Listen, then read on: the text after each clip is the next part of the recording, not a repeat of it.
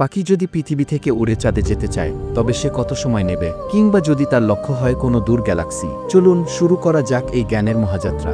1. চাঁদে পৌঁছাতে কত সময় লাগবে? চাঁদ পৃথিবী থেকে প্রায় 3,84,000 কিলোমিটার দূরে অবস্থিত। ধরা যাক একটি পাখির গতি ঘন্টায় 20 কিলোমিটার, তাহলে পৃথিবী থেকে চাঁদে পৌঁছাতে সময় লাগবে প্রায় 1 বছর 5 মাস 18। 2. অ্যান্ড্রোমিডা গ্যালাক্সি পৃথিবী থেকে প্রায় 25 লাখ আলোকবর্ষ দূরে।